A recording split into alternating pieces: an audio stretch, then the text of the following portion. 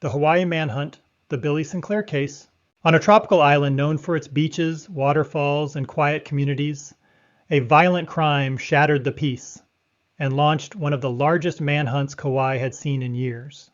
For nearly 3 days, residents locked their doors, police officers flooded the roads, and helicopters searched from above.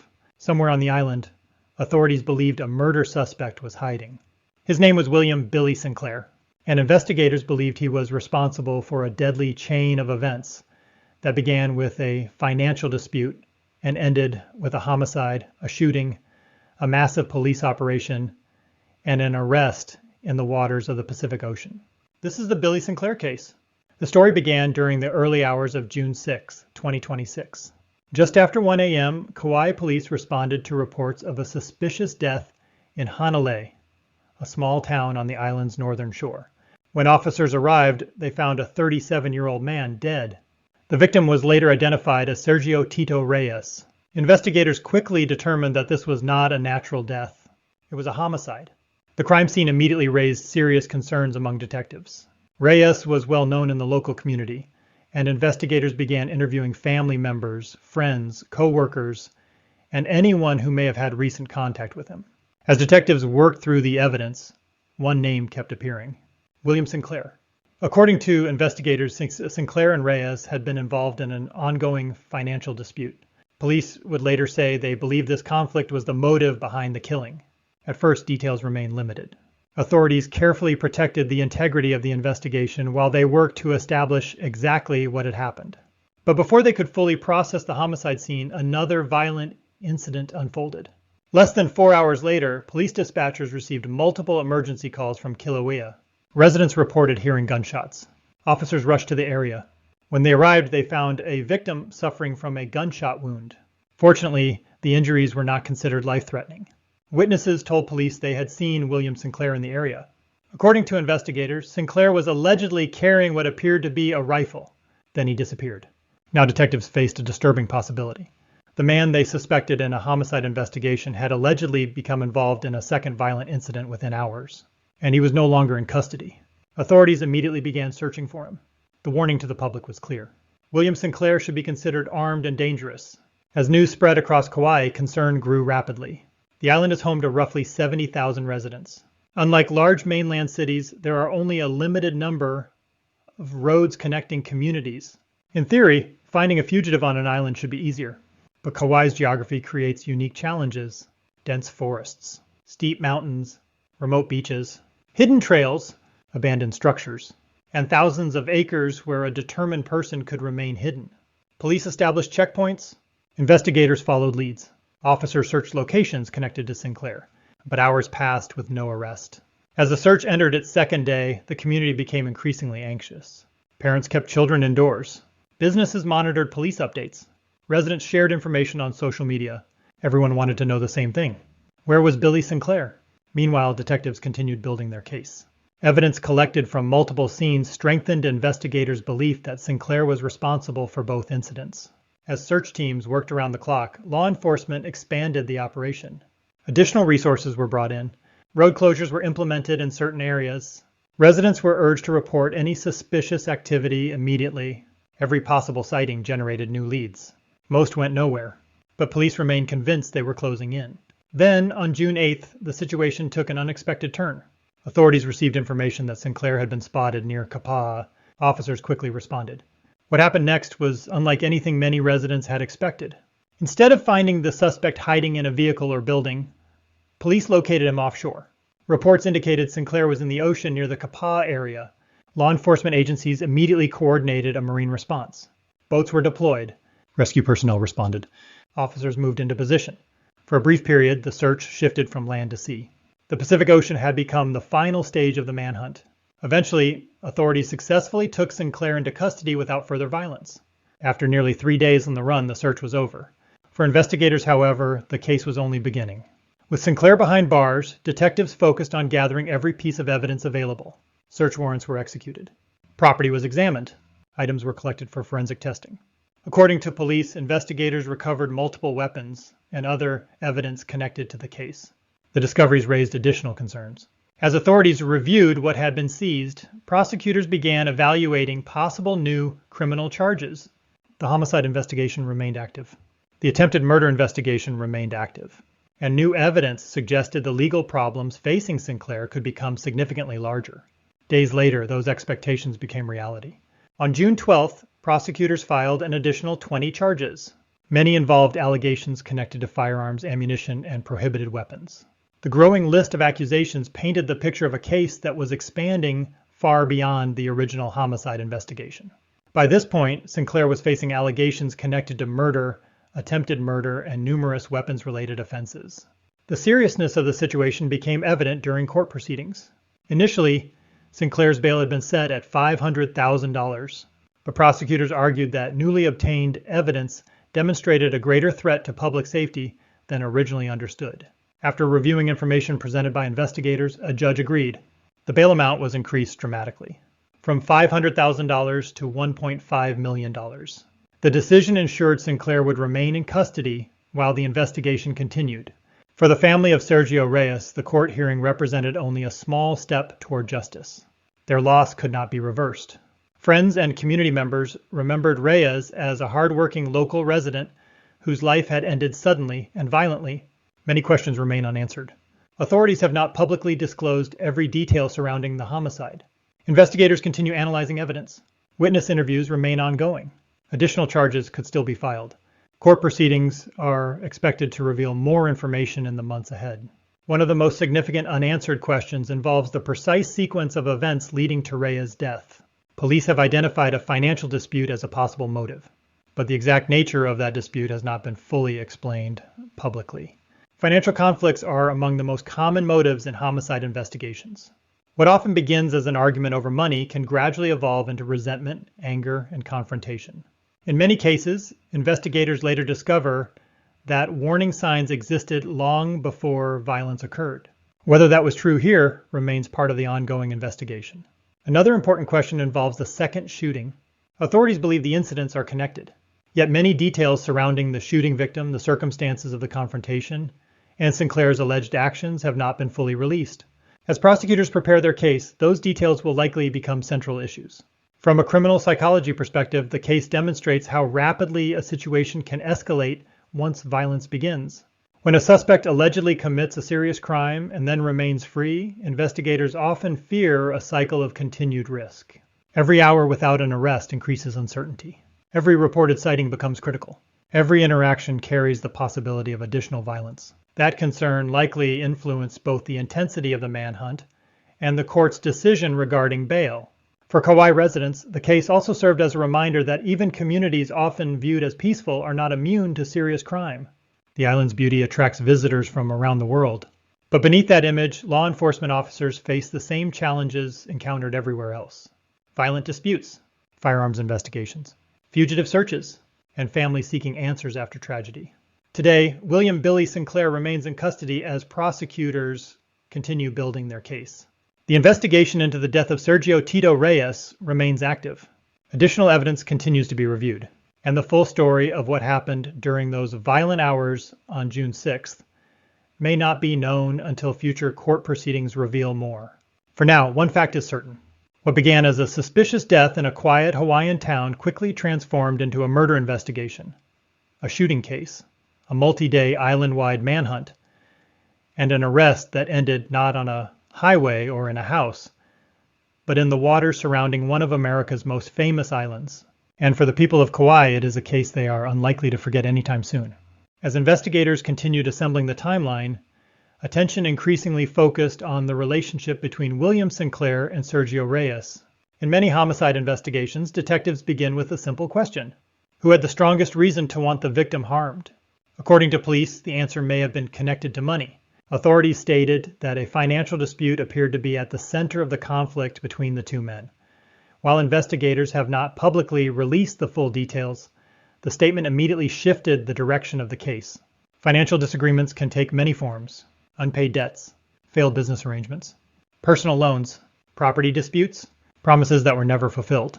Often, what appears to be a simple disagreement on the surface can conceal months or even years of growing resentment. Detectives would likely spend weeks examining bank records, text messages, emails, phone calls, and witness statements to determine how the relationship between Sinclair and Reyes deteriorated.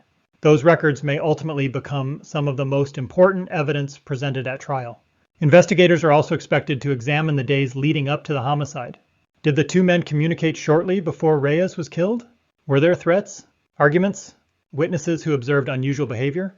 These questions are critical because prosecutors must establish not only what happened, but why it happened. And motive can be one of the most powerful tools in convincing a jury. Meanwhile, the dramatic manhunt itself has become a major part of the story. Law enforcement officials rarely launch a large-scale search operation unless they believe the suspect presents a significant threat.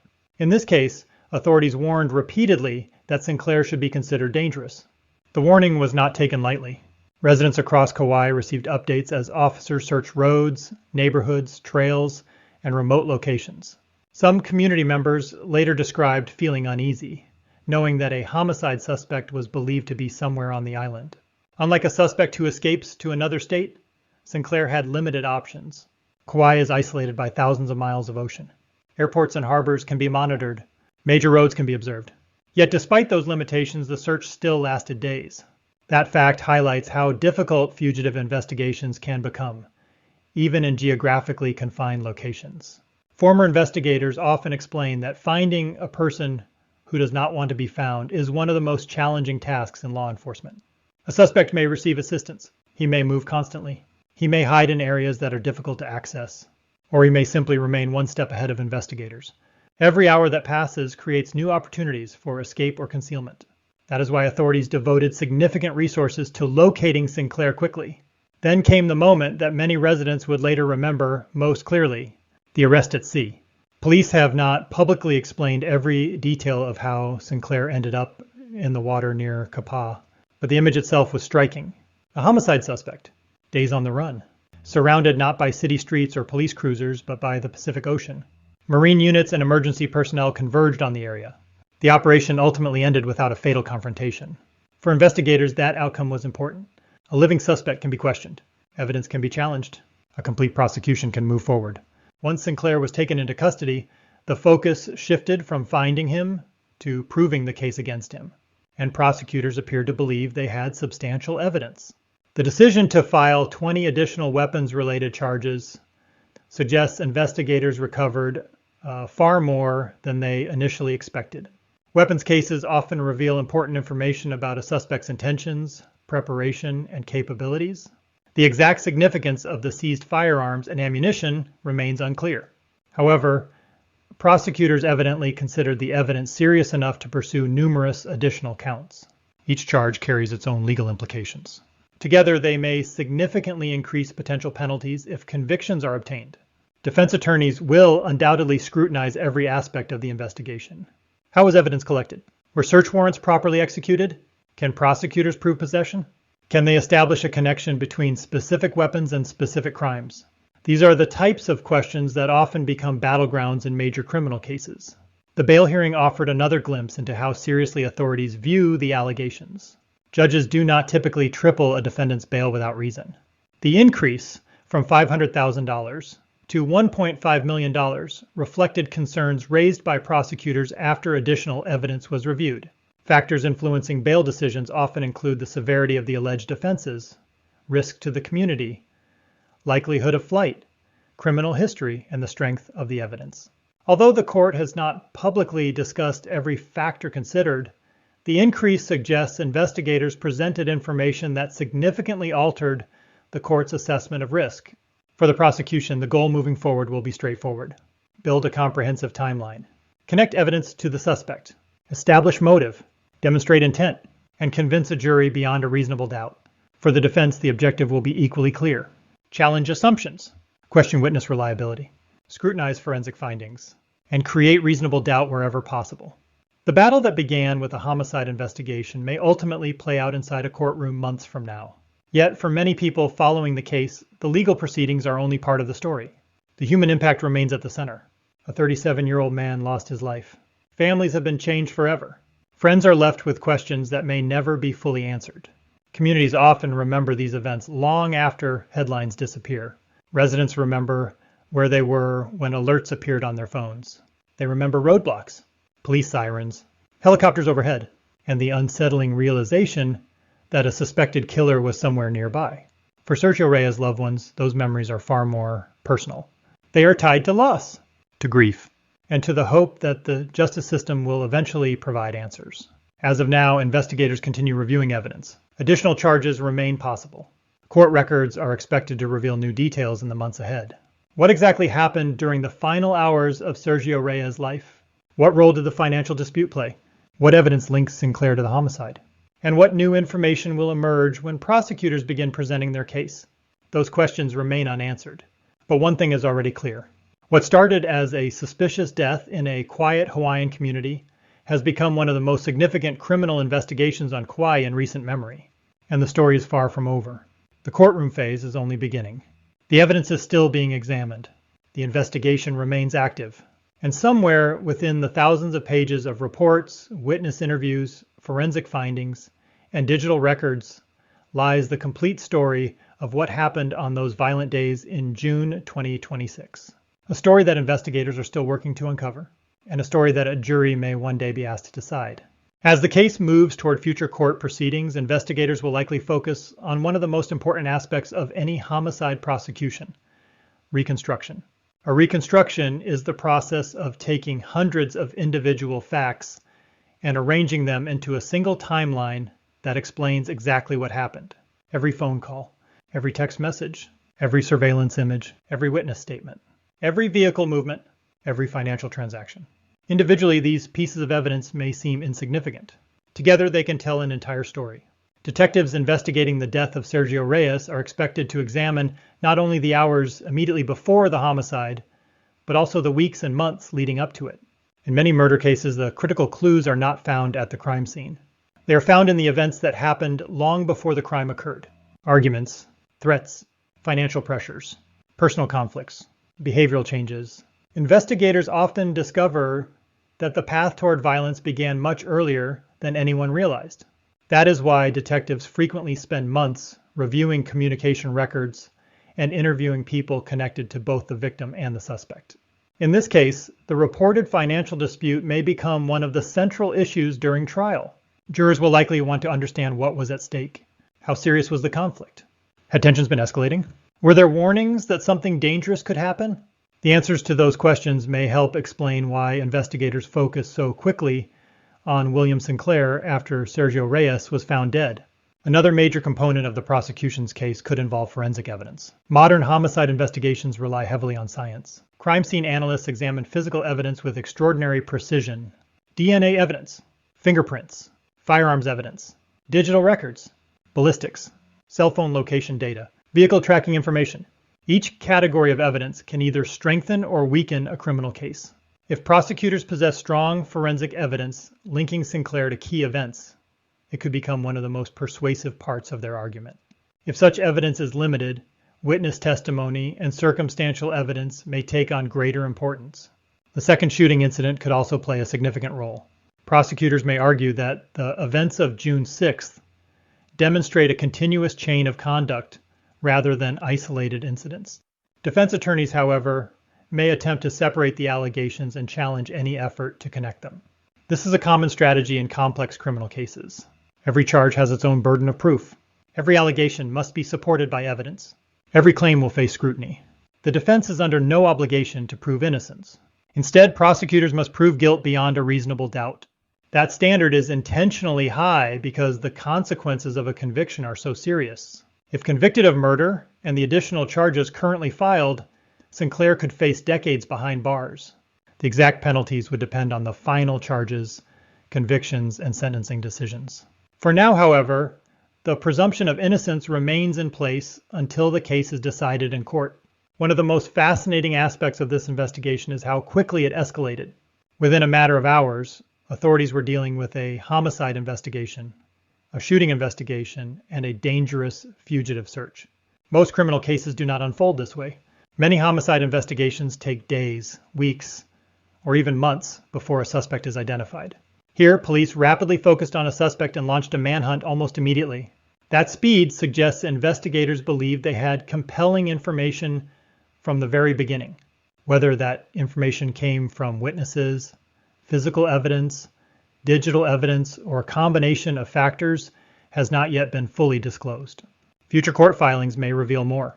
For residents of Kauai, the case also exposed a side of law enforcement operations that many people rarely see. Behind every public announcement lies an enormous amount of work. Detectives conducting interviews, evidence technicians processing scenes, analysts reviewing digital data, patrol officers following leads, prosecutors evaluating legal options, command staff coordinating resources. A major investigation can involve dozens, sometimes hundreds, of professionals working around the clock. The public often sees only the final arrest. What they do not see are the thousands of decisions made before that arrest ever occurs. In this case, those efforts culminated in one of the most unusual fugitive captures Hawaii has witnessed in recent years. The image of officers taking a homicide suspect into custody in the ocean stands out precisely because it's so uncommon. Most fugitive cases end in homes, hotels, vehicles, or public spaces. Very few end in open water. That detail alone has drawn significant attention to the investigation. Yet beyond the dramatic headlines is a more important reality. A man is dead, a family is grieving, and an entire community is searching for answers. As the legal process continues, new information will almost certainly emerge. Search warrant affidavits, court motions, witness testimony, forensic reports, expert opinions. Each new document may reveal details that are currently unknown.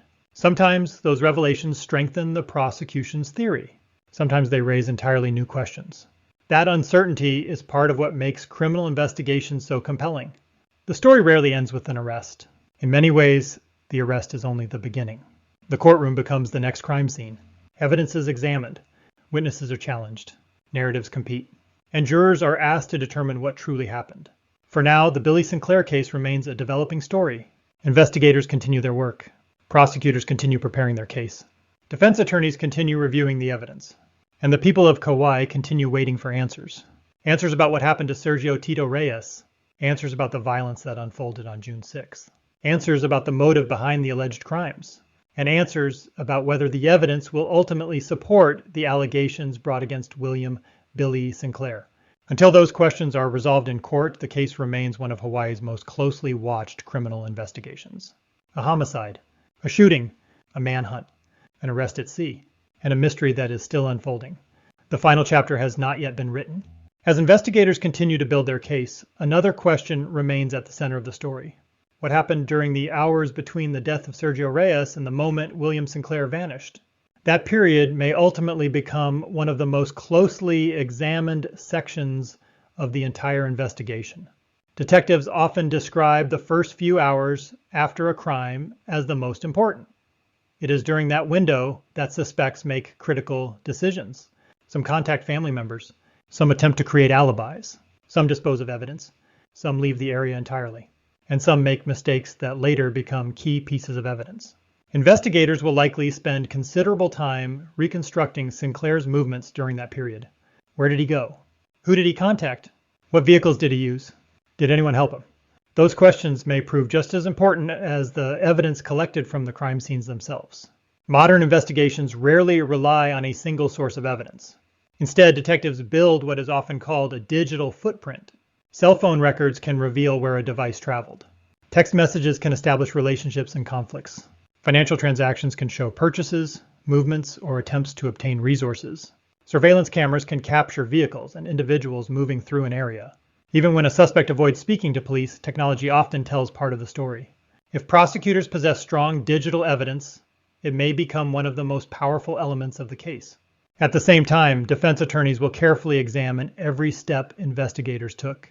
Were search warrants properly obtained? Was evidence collected according to procedure? Were witness identifications reliable? Could alternative explanations exist? These challenges are expected in any major criminal trial. The justice system is designed to test evidence aggressively before a verdict is reached. For the community, however, legal arguments are only one part of the story. Many residents continue to focus on the human impact. Hanalei and Kauai are not large cities. They are communities where people often know one another. When violence occurs in places like these, the effects spread far beyond the individuals directly involved. Friends lose friends. Families lose loved ones. Coworkers lose colleagues. Entire neighborhoods feel the impact. That reality helps explain why the case has received such intense attention across Kauai. People are not simply following a criminal investigation. They are trying to understand how something so violent could happen within their own community. In many ways, that search for understanding is what drives public interest in true crime. The facts matter. The evidence matters. But people also want to know why. Why did the conflict begin? Why did it escalate? Why was violence allegedly chosen as a solution? Those questions are often far more difficult to answer than determining who was involved. Investigators can analyze physical evidence. They can trace communications. They can establish timelines. But understanding motive often requires examining human behavior, emotions, and decision-making. According to authorities, the conflict in this case may have originated from a financial dispute.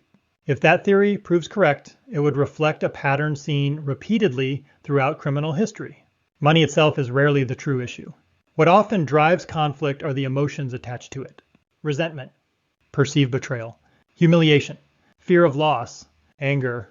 When those emotions intensify over time, disputes can become increasingly volatile. Of course, only a court can determine what actually happened in this case. And until all evidence is presented, many details remain unknown. What is known is that the investigation has already produced a significant amount of evidence. Authorities have recovered weapons. Additional criminal charges have been filed. Witnesses have been interviewed. Searches have been conducted. And prosecutors appear confident enough to pursue a serious case. That does not guarantee a conviction. Many criminal cases change dramatically as new information emerges. Witnesses can contradict one another. Forensic evidence can be challenged. Unexpected facts can reshape an entire investigation. Experienced detectives understand this better than anyone. They know that early theories must always be tested against the evidence.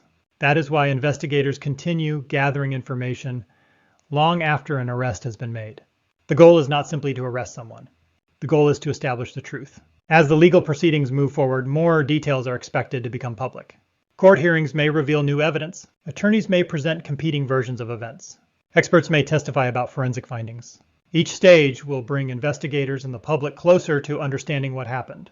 Until then, the Billy Sinclair case remains an unfolding story, a story that began with the death of Sergio Tito Reyes, a story that expanded into a second shooting investigation, a story that triggered a multi-day manhunt across one of America's most famous islands, and a story that ended, at least for now, with a suspect being taken into custody in the waters off Kauai.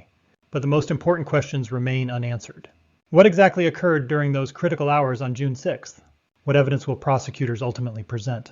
Will the alleged financial dispute be proven as the motive? And what conclusions will a jury reach when all the facts are finally placed before them? Those answers may take months or even years to emerge. But when they do, they will determine the final chapter of a case that has already become one of the most extraordinary criminal investigations in recent Hawaii history. For now, the investigation continues. The evidence continues to be examined, and the search for the complete truth goes on.